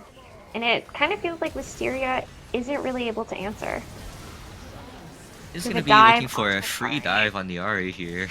Getting the flash and the Justice Punch from Galio, getting into a taunt, and then Corki following up with his own burst, and that's going to be it for Ari. Leona is able to drop a Solar Eclipse onto the Silas, but isn't quite able to find much of a follow-up. The Amumuku doesn't reach and is able to actually bait himself into his own death here. And it's going to be a continued disengage. Leona does steal the engage, or Silas does steal Leona ult here. Forces the feathers from Zaya, but it's not quite enough to protect her. Camille falls down, and so does Leona. It's going to be an ace, triple kill for Darius here, and with Baron buff, and they're going to end the game here. Not much else to happen here, but a little bit of a quick end to the game here. That was a I surprising mean, as time. you predicted that after that final drag, plus the Baron, I think UMA was just in a really good spot to take the game. Unfortunately, that was the case. But that doesn't say that like Wisteria was completely out of the game. They definitely had a lot of opportunities and a lot of good fights actually. They scrapped back. They even though they didn't have the lead, they fought back. For sure. And I think compared to the first game where we saw UMA take the lead a lot earlier on in the game, I think Wisteria had some really good plays and really good responses, even into the mid game. And I think their draft maybe was a little bit better suited to uh, fight against UMA's play style of diving and being really aggressive in the early game as well. Yeah, I think I think they definitely maybe felt out the game one here and seeing how these people play and their play style and really did try their best to adapt here in game two. Let's hope that Wisteria does have a little bit of a better time here in game three. It is a best of five, so if they do lose here, unfortunately, that is going to be the set. But this is only the first sort of set in their time here in CLOL. So there's a lot more to come for them and a lot more opportunities for them to work together as a team and really build up that synergy a bit more. Yeah, for sure. I think this I think we're probably going to get some more crazy picks from both teams next game as we see that both teams are really adapting to the other team strategies. Ricky, what's something that you really want to see coming out of Wisteria and or from the UMA draft? You know what I really want to see? I really want to see somebody pick up. I mean, personally, my favorite champion has recently been Karma. I'm not sure if either support player plays it, but that's definitely one of the champions that I loved seeing and watching. But if not, I would really hope to see a Lissandra picked. Lissandra is one of those really classic, like maybe not so popular nowadays, but definitely in the past, really solid mid lane champion, but also currently right now a really good support champion. She has that free engage, AoE CC, and a free kind of point and click lockdown. and that's what I really want to see. I mean, we've already seen UMA pick some unusual or unconventional supports. So maybe we might have a Lissandra support in the cards for next game. But I think even on the Wisteria side, having some more disengaged options like Lissandra might be really powerful for their mid lanes. Yeah, and hopefully to see what kind of champions do you think you might be looking for? That's a great question. I think maybe a jungler from Wisteria's side that has, that's a bit more aggressive and a bit more, powerful. I think Diana is super powerful right now. I know Skarner, the Wisteria jungler plays Skarner quite a bit. So maybe something along those lines where we have a little bit more aggression from the jungle side. I'm really curious to see what Yumei cooks up for their support. They definitely have been spicing things up and keeping it interesting for us, in the bot lane. So that'll be what I'm looking forward to next game. All right. Well, we'll see how it turns out, and I guess we'll kind of cut back when we see when they have this lobby set up and the champ select, and yeah, we'll just be right back.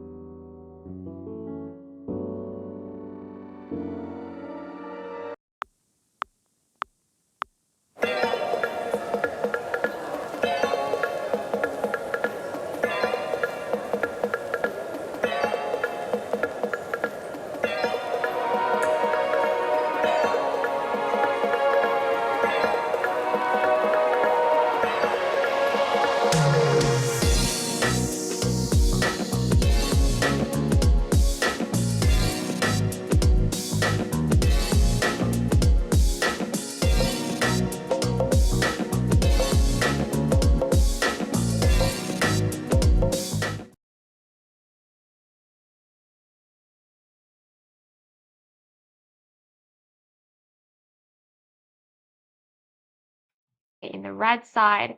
Skarner, Leona, and Sivir getting picked up on Wisteria, with Shyvana and Zoe picked up, and now Kog'Maw.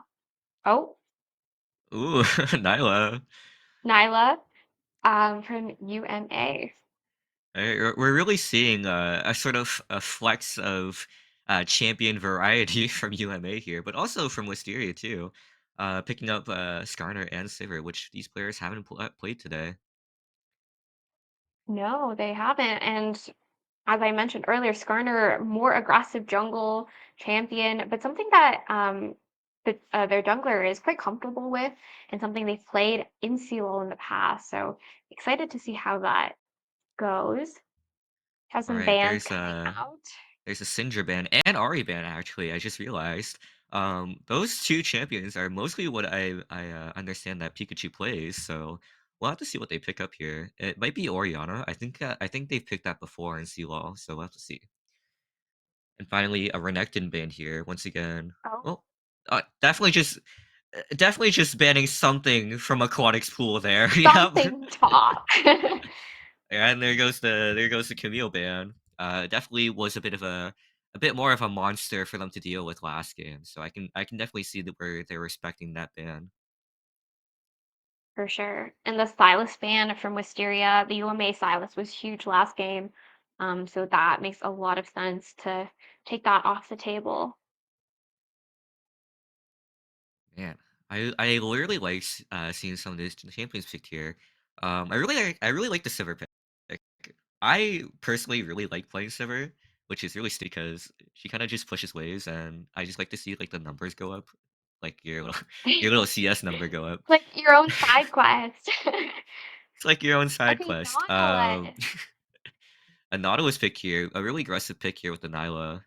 Good pairing here, and More traditional support as well from UMA, which is new for the Specify series. it is, but they did pick an unconventional ADC. I feel like we don't really see Nyla much in the competitive scene, just because it relies so much on getting ahead, and it is also a melee ADC. So you get a little bit like ranged out. We see Okay. Lux and Gwen picked up here. I don't think we've seen Pikachu play Lux yet in CLOL, so that might be new. And then Gwen is another one of those very comfortable picks for Aquatic in the top lane. Definitely one of those carry champions as well as late game when she gets a little bit more money and the items, especially with her invulnerability. It just becomes really hard for an enemy team to deal with a Gwen. Mhm. I We're gonna think see a set pick here, but I'm not entirely sure on how that matchup goes. I wouldn't imagine it's super bad for Gwen. I think this is a really interesting draft coming out of both Wisteria and UMA. A lot of engaged tools on both sides. We got some clear frontliners, but also some really strong like split pushing champions, some AP damage. So a well-rounded comp for both teams. Yeah, I'm really interested to see actually what the Shyvana ends up building. Both kind of bruiser slash AD Shyvana and also AP Shyvana are both viable builds right now. Mhm. And depending on like what the team needs and what they're really going for, either is possible.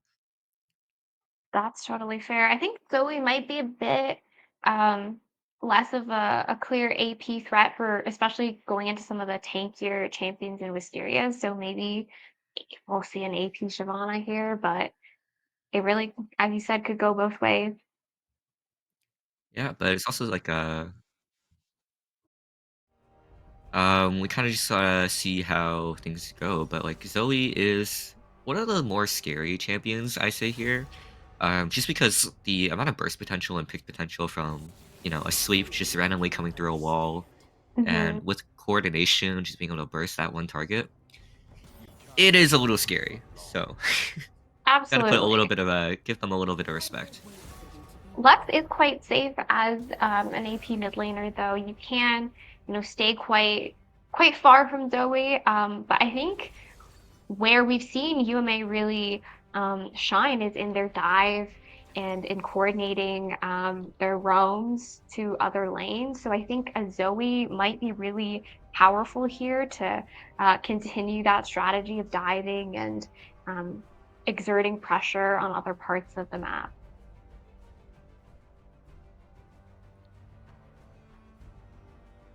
All right, let's see if Wisteria has picked up some lessons from, just kind of observing how these guys are playing and adapting to their skill set and maybe changing up their game plan a little bit. Yeah, for sure. I think this will really be a really interesting game to see what they've learned in this best of five series so far, but also um, kind of show off some new champions. I think the only champion we saw last game that's in this game is the Leona. Miss Leona, yep. Yeah, so everyone's on something new and something a little bit less conventional from maybe what they're used to playing. I think the Sivir is not a common pick for their ADC. I think Pikachu, I'm not sure how often they play Lux, so it might be interesting to see them on a different champion.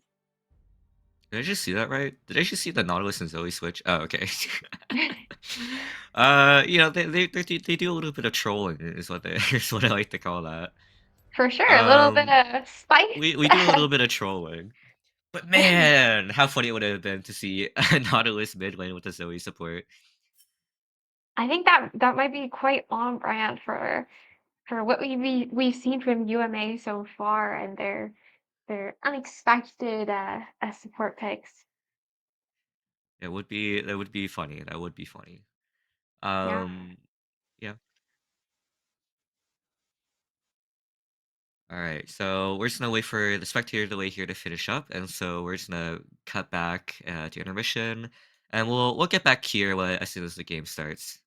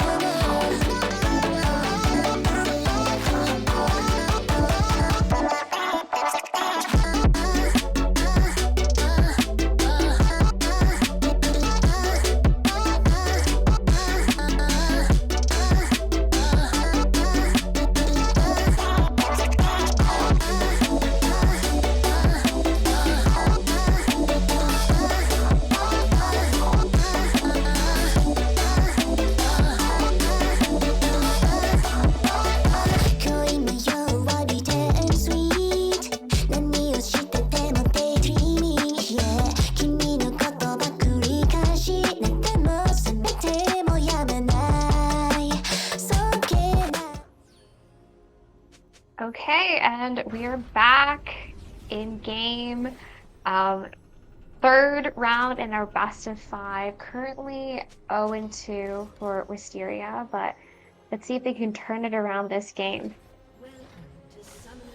Alright, it seems like a sort of a repeat of last game here, as UMA is deciding to go for a 5-man invade, and Wisteria is looking for a 5-point, just kind of setting up vision. Hopefully they don't walk into an Nautilus here, as, you know, they're kind of walking into this bot side jungle uncontested. Just to see how they're moving about. They're gonna wrap around here. Leona's still in the tri-bush here. Might find herself in a little bit of trouble. Oh, this might be As bad. the collapse happens. And the force is a flash from the Leona, but it's still gonna get hit by the Nautilus hook because that hitbox is gigantic. And that is gonna be a quick Wow. first blood. It does go to Nautilus, but first blood is first blood nonetheless. The UMA team is coming out really aggressive, ready to fight. I think we're in for another very bloody, high kill game, as the last two games have been.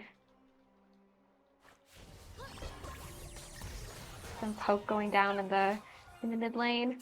So yeah, wow, that is a huge trade when it comes to the Zoe damage. I did not expect that. Skarner trying to start Skirmish in the jungle. invade, but it looks like he's gonna get pushed out by the standby coming over to support their jungler.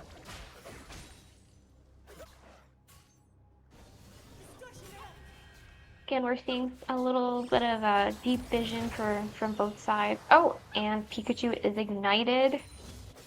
Really aggressive play from the Zoe there, immediately dropping the ignite without level 2 when it comes to having Q or W. Nyla is doing pretty well here, despite being a melee ADC. Sivir does have her lethal tempo up, but it's gonna hit level 2. Nautilus doesn't quite hit level 2 just yet. Leona does miss the Zenith Blade. The ricochets are bouncing and being shared between them, but not a whole lot of damage super much in the early game.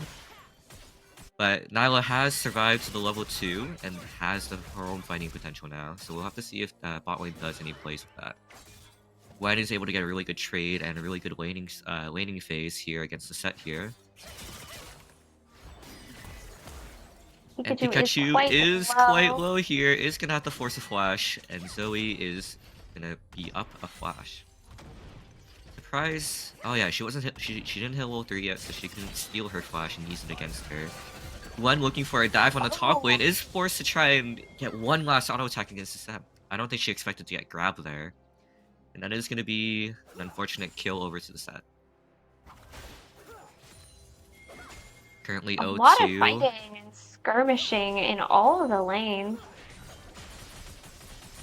Yeah, really aggressive from both sides and both teams here. Nautilus is posturing up to maybe look for a hook here, but I'm not sure how much of a good idea that might be. Both junglers seem to be pathing to the bot side, but in the top side we have some stuff happening. In the river we also have some stuff happening. Looks like Shyvana Lux is getting coming. herself into a little bit of a pickle here. Is able to find a flash over the wall. And the Shyvana picks up the kill. Nautilus does find a hook here on the Skarner, and is with the ignite and damage. It's not going to be enough time for him to go through the wall. It's going to be another 2 kills and a lot of pressure here in the bot side. We have 4 kills already to UMA, and not even 4 minutes into the game yet. Yeah, it's almost a kill a minute at this point. They do claim their first piece of strength, and gold lead is already set to 2k. And we'll just have to see if Wisteria can maybe just hold out a little bit longer and scale until they become a little bit better and play in the mid game instead. It does find a Zenith Blade, but with the Nyla just using her W to really deny any other stun follow-up. Another gank in the mid lane, so he does find herself in a bad spot, but Lux is a little too low. Might burn to the red buff, and at least does find a trade back with the flash and the shutdown. But it's going to be a 1v1 between Skarner and Shyvana. Shyvana is pretty powerful as a dueler, but Skarner might just have it in the early game. With the boulder toss, and there it is. The 2-for-1 kill in the mid lane. Gwen is having a pretty good trade up here. Popped Ghost here against the set. And just has to really time her Q well. Is going to force a flash from the set, and unfortunately does get killed. Really unfortunate, but Skarner is heading up there, so might try to pick up that kill onto the side, or might be back. Nautilus is able to walk up and get a free hit on that Sivir, and Pikachu's just getting slept over and over in the mid lane. Is going to get 1v1'd, and it's going to be another kill. It looks like Set was able to kind of just walk away scot-free from the Skarner, but we'll have to see what the objectives might be, because currently Dragon is up. Grub should be spawning in about 30 seconds, and neither team Shyvana is are. currently doing the blue side. Raptors Yeah, she's just taking she's pretty got that good free shots. time with the mid lane getting extreme prio and bot lane also having good prio here. She's just kind of able to walk in. They might be looking to set up another dive, as we've seen in the previous game. Something they're really um, a big part of the UMA strategy. They are setting up for drag. Yeah, and as you know, Shyvana is a dragon stacking champion. And so she gets I mean, it's really minimal. I think it's like 5 MR or like something like that, 5 armor MR for every dragon she kills, but yeah, it can add up, I guess, eventually. They With are gonna Lux and handshake. Gwen. They're gonna Could do a little be. bit of a handshake trading objectives. Lux is gonna get caught out again with the sweep and bubble over the wall. A really good trade coming out from Zoe using the Titanic Hydra as an auto attack reset there. Set is gonna It find looks like Skarner. Shyvana is rotating to the top side though. Yeah, it So looks might like run into Skarner. yeah, it looks like they're gonna try and contest the grubs here. Gwen is walking down to try to support the jungler. It is able to find all 3 grubs. Skarner is gonna try and pile away through the wall. Gets through, doesn't get hit by the bubble. And with the boulder toss, he gets out of there. We have a 1v1 in the bot lane, but fortunately Sivir is level 5. Yeah, Nyla Nyla doing a does ton have of 6. damage. Is holding onto that apotheosis, but already used both of her dashes there through the minions. Leona is just Leona gonna is walk up, here. gets a stun, but a little too far for Sivir to really do much. The re-engage with the Zenith Blade misses, and a little bit of poke from Sivir, but nothing really comes out of it. Zoe is hovering bot, so I think they're trying to be respectful of that, and not trying to fight while Zoe is here. Yeah, one of the small things about Nyla is that she does get extra XP from killing lane minions, so she's always gonna have a little bit of a natural lead in terms of like a neutral lane in terms of levels. She's level 7, and both bot laners here are level 5. Gets to engage with the Zenith Blade. Is able to find a stun. Nada's gonna find a hook onto the back line, and with the apotheosis and shared. Ooh, the shared deflect is not enough. Doesn't reduce tower damage, so Nautilus does fall. It's a 1-for-1, but you know, training ADC for support is in fact worth it. Very true. Turner And is coming in unfortunately here that for its gank on the top lane, is not going to be able to find the E, and immediately gets ulted out of it, and kind of more of a free way for Seth to get out as well. Shyvana has free reign in the bot side jungle right now. She is helping herself to Skarner's camps. Another sweep comes down onto the Lux, is able to find a big burst with the Ignite, forces another flash out from the Lux too. Here comes the ultimate to clear the wave, just kind of protecting her own tower and maybe denying a bit of a plating there. But yeah, Shyvana's got free range over this bot side jungle. It doesn't even look like they're really vertical jungling either. Starter hasn't been spending a whole lot of time in their red side jungle, but they are trying to currently respond and try to. As you see on the map, there's nothing there. Yeah, Shyvana has been really effective at denying farm from the Skarner this game. I think with the amount of map pressure that UMA has, there's nothing really Wisteria can do about this. Just have to hope to play the scale, play for the mid to late game, and ooh, Bubble does miss on the Lux this time, saving her skin a little bit. Alright, currently going on. Yeah, currently just a little bit of, you know, laning trades just because there's no objectives to be fighting over at the moment. It looks like second set of grubbies are coming up in about a minute.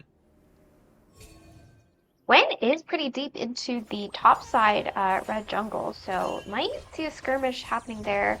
More trading in the mid Is lane. able to find Lux another is sleep with a big burst, and there it goes. There's that Zoe champion. Alright, Zoe with a lead is a little bit scary as she can just do that over and over and over. That's her one thing.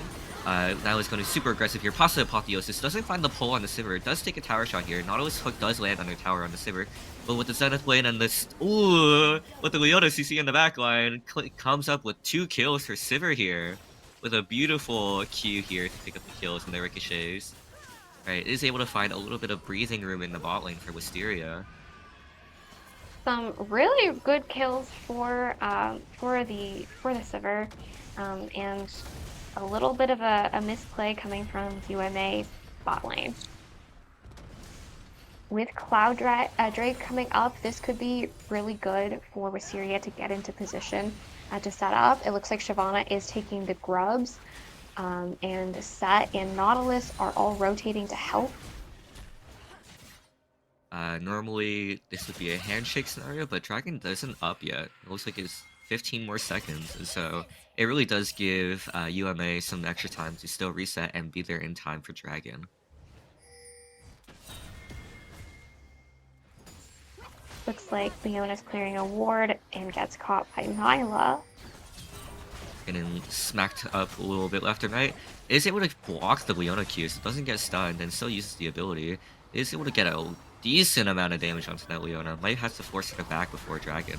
Lux is getting a little bit hit up here, but the double binding into the Skarner into might be a kill. Yeah, shutdown on Zoe. Going to the Skarner, which is okay here actually, as a good tank is really good here. Double kill as the Leona drops off her ultimate and is able to find the Nautilus. Between Shyvana and Nyla still fighting over the Dragon here. Gets another heart steal stack and just walks away. Says thank you. And Gwen are fighting in the top lane. Just a little bit of trading health. Trading a little bit of health here. Unfortunately, Gwen really does have to just play for the mid to late game here. She is a little bit of a weaker early game champion. Yeah, especially those 2 early kills that Set got. -1. Keep going. Oh, we sorry, see. 1? I think it was 2. I believe it was 2. He got the early game under tower with a pull and then TP back and kill. I think it's 2 early game kills here. Right. So with the 2 early game kills, I think Set is in a really strong position, and Aquatic unfortunately just needs to play a little safe. Shyvana so it does looks pick like up a kill here, or Red pick up the Dragon Yeah. here. Oh, it might Ooh, be a Binding kill. does find the Nyla here, but with a flash and another flash to follow up, is going to give the kill to Leona. Nautilus does drop the ultimate, Shyvana does jump in, and with another double binding, might be able to walk away, but Nautilus hook finds another hook onto the Lux. Doesn't have any follow from the Shyvana as he's being killed by the Skarner here, but does walk into a Zoe to pick up the kill on the Lux instead. Zoe is coming in here. Nautilus does find another hook on the Leona under the tower, but not quite enough damage. Just gonna look for a little bit of playing. Another sleep lands from the Zoe. Might have enough damage here. Burst with the wow. Electrocute Very and low. Ignite. Just barely. I think not enough damage here. But man, was Shyvana it is close. going into the Skarner's top side, so again denying that farm. Got a TP from Lux into the mid lane to defend that turret from Siege. Oh.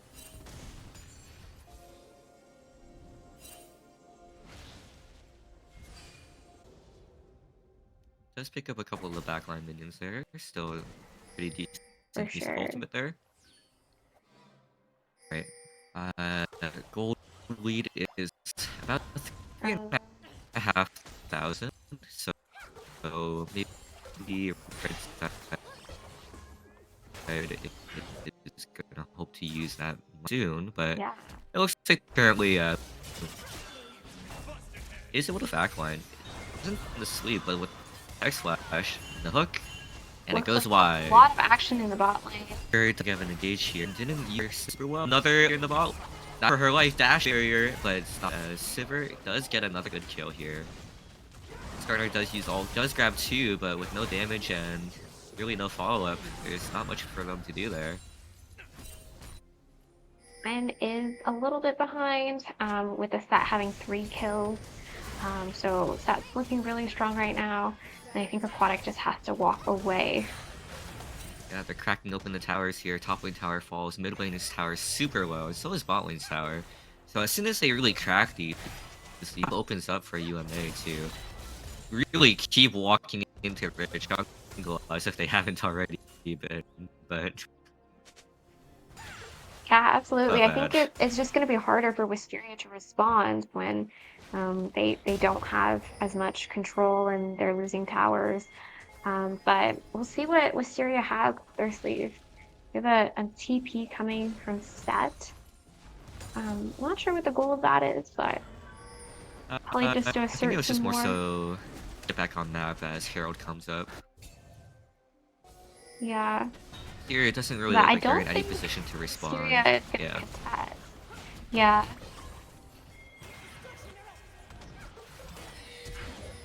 Lux might find Oh herself in a little wow, an difficulty. aggressive Uses her shot. binding, get a flash hook from the Nautilus into the Nautilus ult, into exhaust from Zoe, and the damage is just gonna be too much. I think she got the blood rose before she died. Call it worth. The blood rose is what matters. The blood rose is what Again, matters. a It's win is a permanent. win. Exactly. A little bit of a skirmish coming A up between siege the is happening. C's. But, ooh, Oh, Nyla must have already used her W and does fall and doesn't really get much out of her ultimate there before it can pop off. A little bit of breathing room coming in from Wisteria's ADC, so hopefully they have to look to play front to back and really protect her. Protect the Sivir as, you know, she is a pretty good hyper carry, right? Like her Ricochet, when she gets fed and gets good crits, can really hit the entire team for a lot of damage that they might not expect. A Flash Impale does come out, catches the Shyvana into a bunch more ultimates. It's gonna be a shutdown. A lot of resources were used, but at this point, you have to get what you can. yeah, Wisteria's really fighting back, and I think that's really good to see. There is still a pretty significant goal difference, but it's good that Wisteria's making those plays, making those cross-map trades, and looking for any opportunity they can to get something back. Unfortunately, couldn't cancel the Nautilus from using the Hextech portal there, and he kind of gets out scot-free. Dragon is coming up very soon. Skarner And it is looks in an like interesting position here. Is kind of in the back line, looking for a flank angle, but does get found by 3 players of UMB instead, and with the sweep, and there he goes. I think UMA just take that dragon for free with Wisteria's jungler dead. But this is only third Drake, so Wisteria still have time before Soul. But UMA is in a very strong position right now.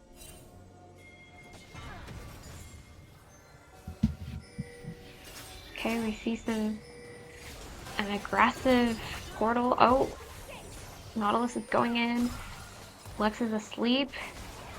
Gonna be another A kill lot of over damage to coming Zoe. through.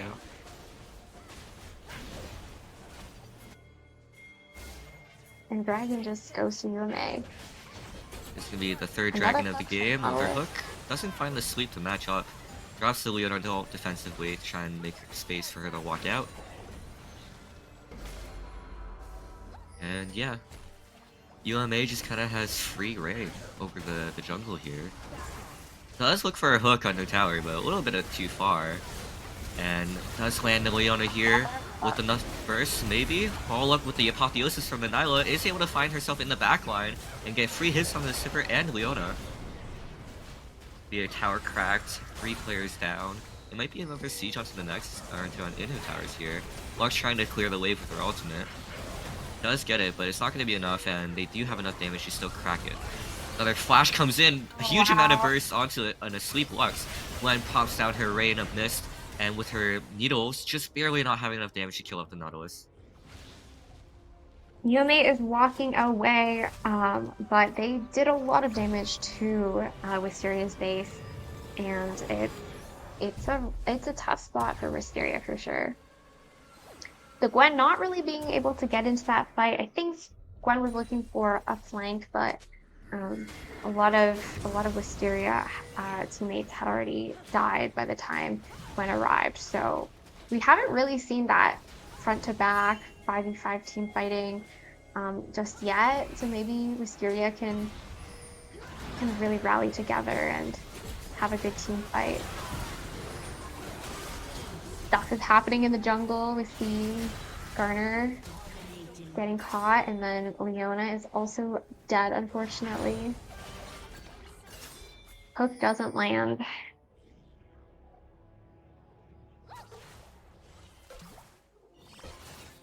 Okay, wow.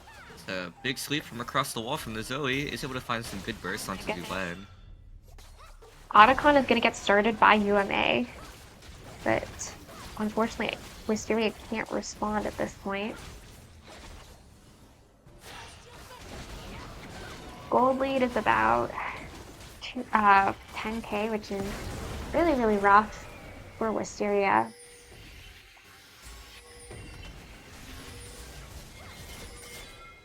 It looks like Wisteria is looking for the set, but Nautilus, Zoe are also pulling up to the fight.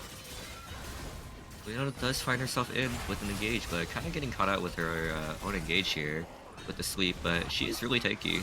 Is able to find a set impaled under the tower, but with the set ulti carrying the Leona back out of under tower and getting the true damage from Haymaker, and ooh, a good amount of burst coming from the Lux onto the Zoe, forcing her to flash. Gwen does come in with her needlework, is able to barely dodge a sweep there, and trying to keep the chase going, finds the Shyvana in the bush, but nothing really comes out of it. Nyla is just kind of free pushing into the base too, now taking into the top lane inhib tower, as sort of having to force Wisteria to split up and divide resources. This is really, really tough for Wisteria. Dive coming out here, gets a good Lux binding, but the Haymaker coming in hits the true damage onto the Skarner, and with a little bit of damage from everybody else, it is going to be a good dive. Sivir is clearing waves, but Nyla is going in. Nyla's forced to use whatever she can. Hopefully, ooh, does get a trade back onto the Sivir. Walked a little too close there. And another few kills drop out in the bot side here, trading the Nautilus for the Skarner.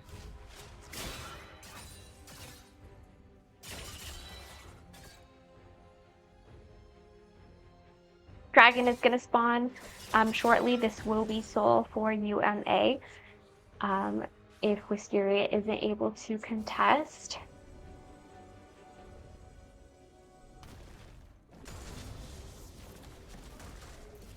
Clearing some waves in the base just to make sure that they're not able to backdoor when drag comes up. Yeah, so super minions are a way to get back into the game if you can prolong it enough. Just because, you know, it's kind of guaranteed that they will push the lane and it'll always go to the other team. But currently right now, the amount of money that's going to, it was mostly to the Skarner, not really the best champion to be picking up those waves. For sure.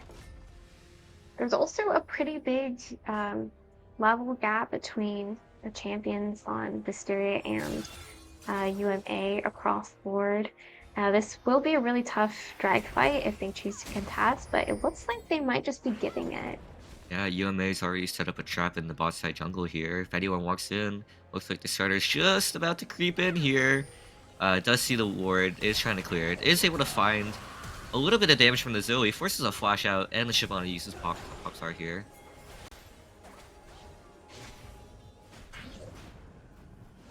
Really just a bad time to be walking into the jungle by yourself there. Ooh, that's a lot of damage from the Zoe coming up from over the wall. That's gonna force another reset here, and just give all that space to UMA to take the dragon.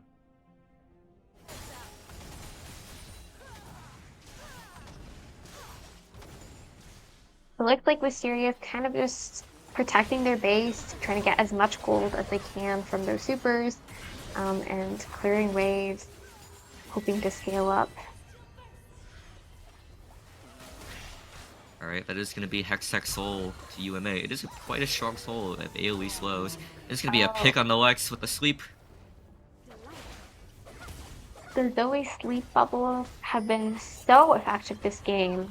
Really strong CC tool that UMA has. The Sat ult goes in. Ooh, she does put down her hollowed miss, but Zoe is able to pop in for just a second to land all that Q damage.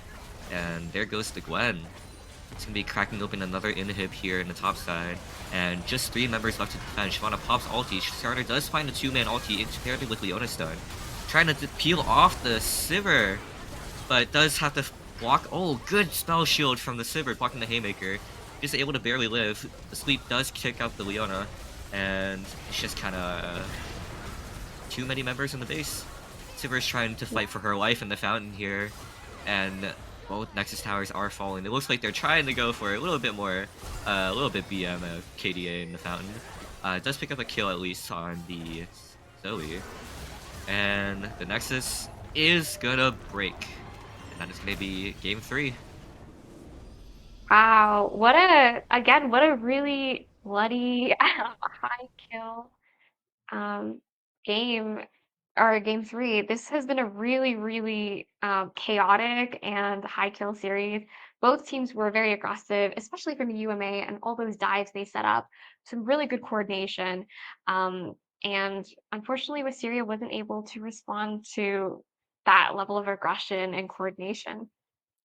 Yeah, it's a little bit unfortunate getting 3-0'd here, but it's only the first game of the tournament, and there's so much more time for them to improve and also just get like a bit more used to how the season is changing out still. But yeah, we'll hopefully see Wisteria do a bit better in the next games coming up. Yeah, for sure. Thank you everyone for tuning in to our stream. Ricky and I are super thrilled to be casting on International Women's Day for our Game Changers team, Wisteria. And although I think the game didn't really go the way they had hoped, they really represented Western and really represented Wega for us today. So a big round of applause to all the players on Wisteria. Yeah, and not just Wisteria, but also the Western Wings as was on beforehand, which is our Lega Valorant Game Changers team. Unfortunately, we didn't get really to stream it ourselves, but it was a watch party if you were there and tuned in. So I think it's been a pretty successful day and pretty successful week for everyone here at Western. Yeah, absolutely. And a huge shout out to our amazing productions crew that put together this fantastic week, Guns N' Roses. They have done such a great job doing these streams back to back, even. So a lot of great work there. All right, but I think that's gonna conclude it for today, for our streams. And so I hope everyone has a good rest of their day and enjoys the weekend. Thanks everyone for tuning in.